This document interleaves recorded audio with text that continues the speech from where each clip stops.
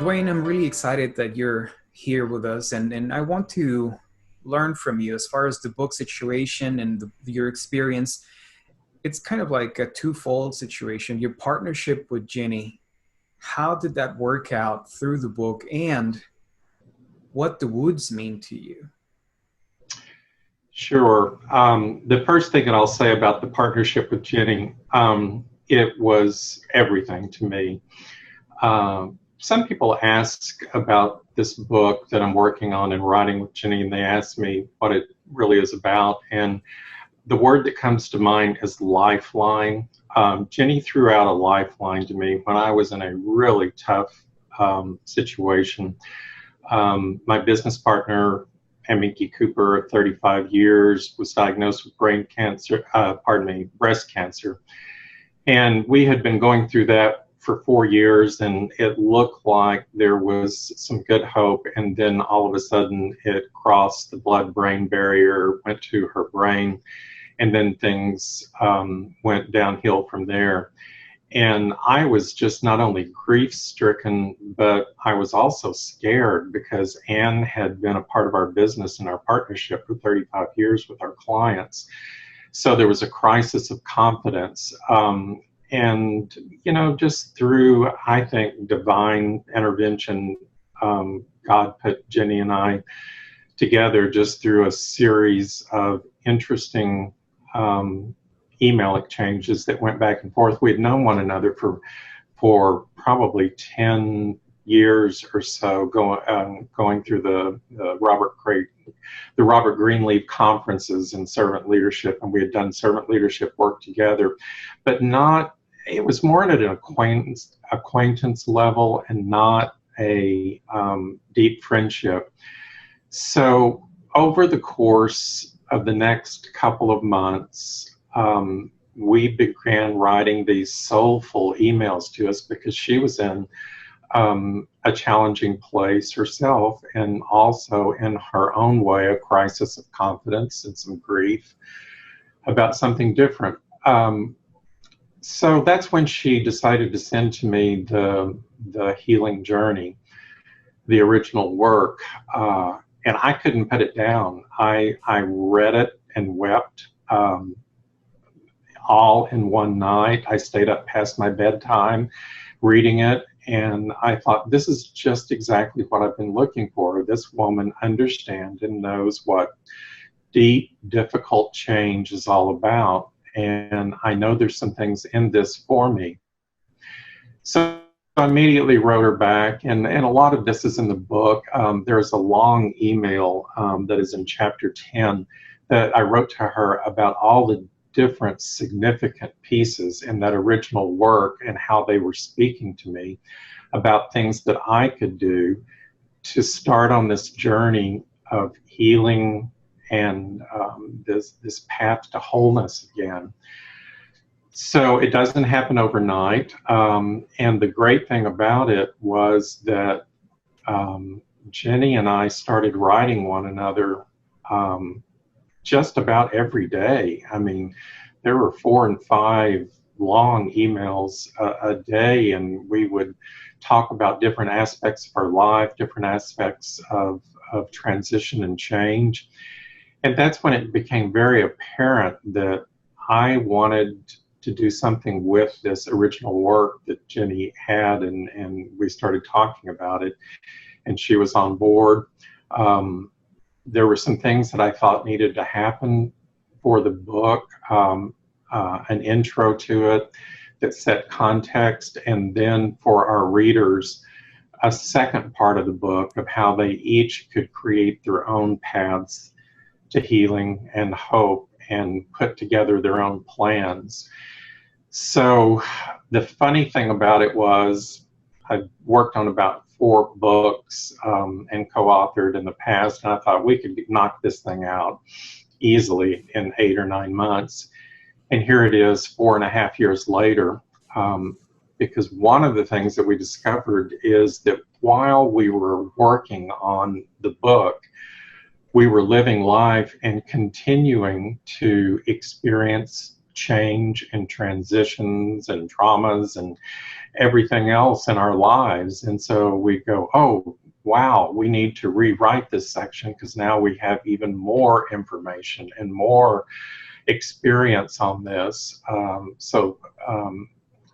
That's a long answer to the original question about the relationship with Jenny and I, but I can't, I don't have the words to explain how close this friendship is and how deep it is and how much it has influenced the work in our book.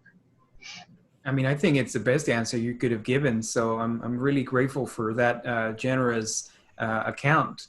And there's something that I think is pretty valuable to mention. You said, well, I cannot just go for 2 months, and that's not something that's possible for a lot of people either that are reading the book. They're like, well, maybe I just it's impossible for me. But you found a way. Can you explain a little bit about your process? Yes, one of my favorite quotes that Suzanne pulled out, that's our graphic designer that designed our book, was, I had to figure out a way to take a sabbatical without taking a sabbatical. So the circumstances were a little bit different. When I received Jenny's book, that was when my business partner could no longer function in the business.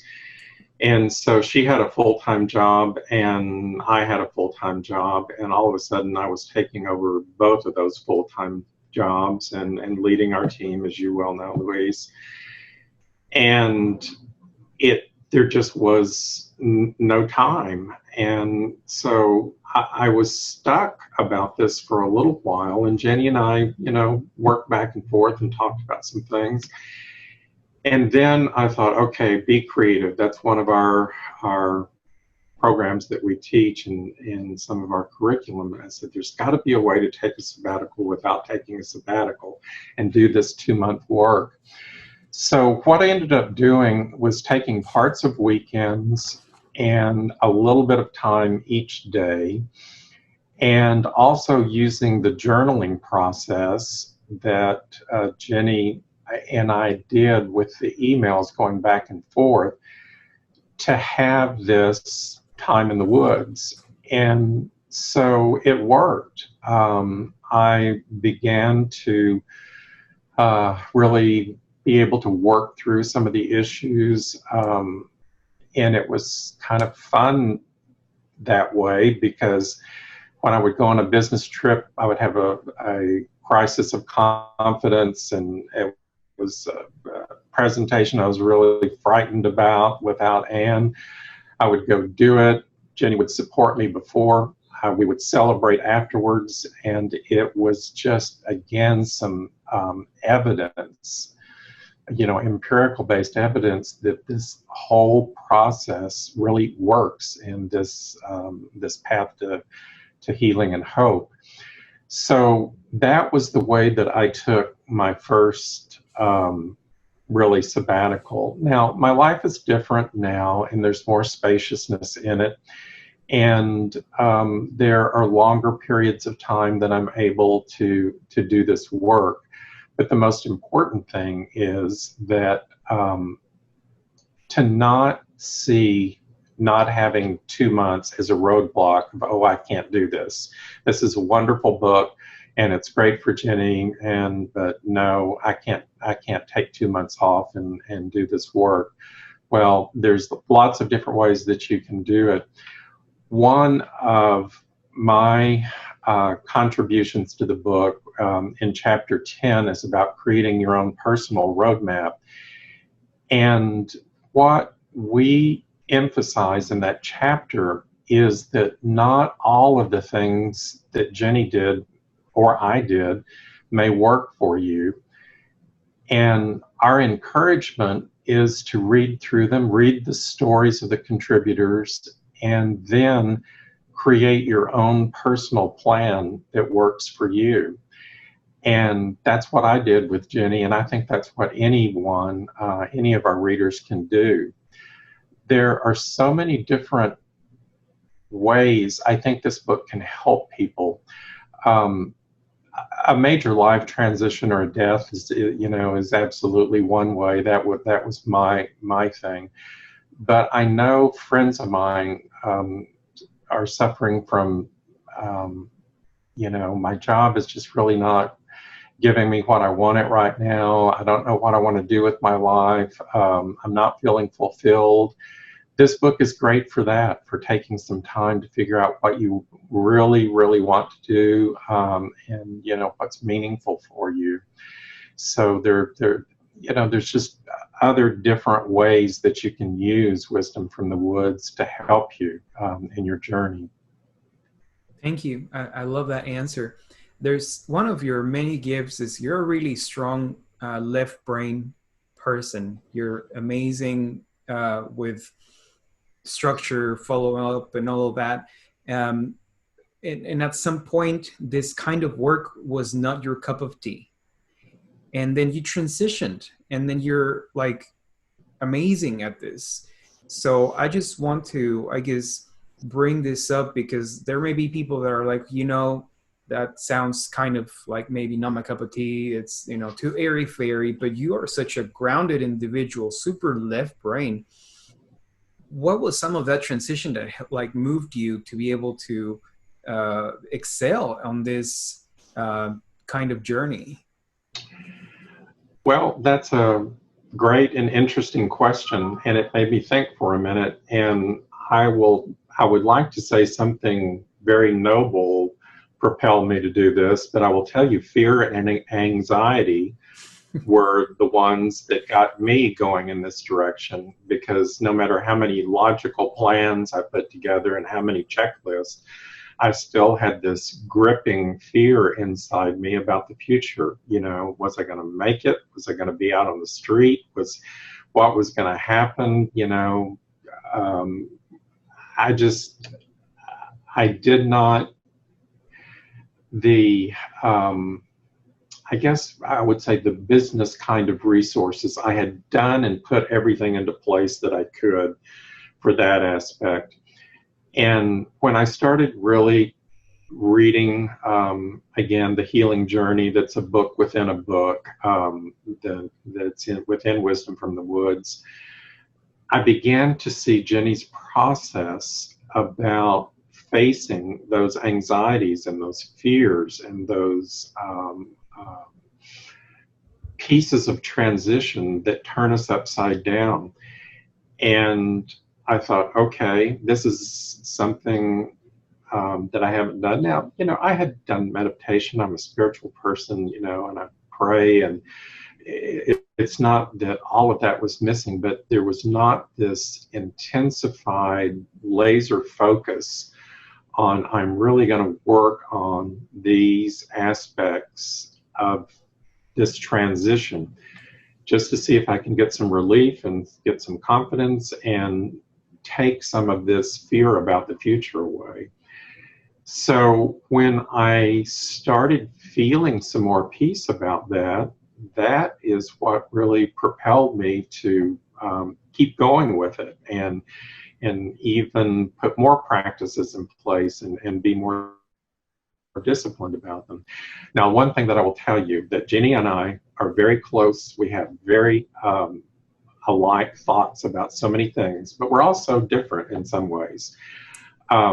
Jenny's very disciplined about all of her practices that we talk about in the book, and I'm kind of disciplined. I don't get up at 5 o'clock in the morning.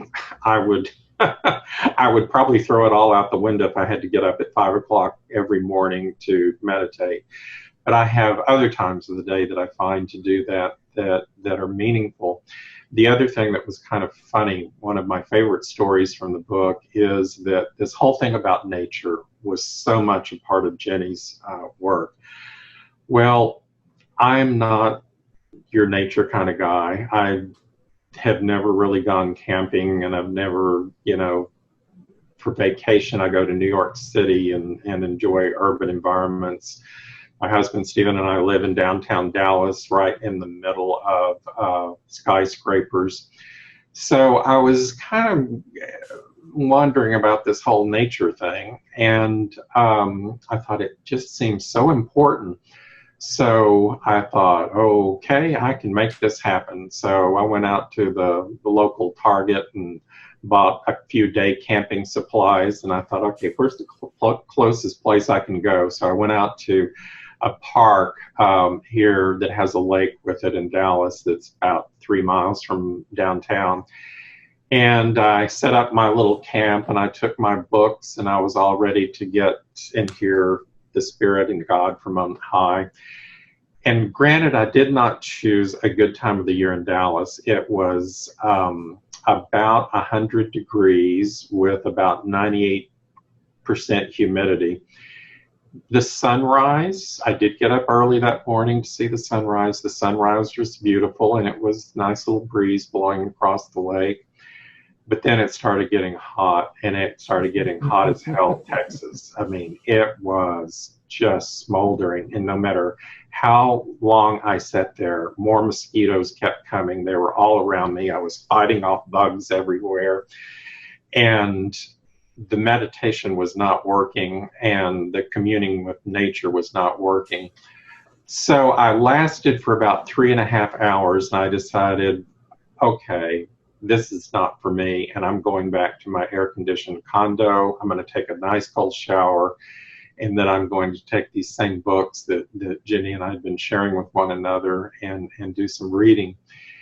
And it really hit me at that point that it is, everyone's journey is different, and they're going to find this solitude time and this reflection time in different ways. Now, I want to say that I am not in any way condemning nature or talking about how important that is in this process, because right now I have created my own nature spot on the 25th floor in my condo. I have an 8 by 8 foot terrace balcony, and I have put lots of wonderful plants out there. I have a favorite chair. I am out there even in the summer, lots of the day when I have the opportunity. And I have this wonderful relationship with the sky. I see clouds, I see storms moving in, there are high-flying birds. My plants have all done 50 times better because I think they were lonely, and now that I'm out there, nature has come to me. So there's ways that you can do this in many different ways, and you don't have to go to the beach and you don't have to reserve a cabin in the woods, but those are wonderful things to do, and they're very attractive to many, many people. And I recommend those too. But if you're an urban person, you can do it in downtown Dallas. I take walks, visit the parks. There's lots of nature that you can find even in concrete. I am actually super, super glad that you mentioned these things because, the time constraints, not everybody's able to take 2 months, and then the whole idea of nature, not everybody will connect to that. So we have a little bit for everybody, and anything in between that could work for everybody. So I'm appreciative for what you just shared.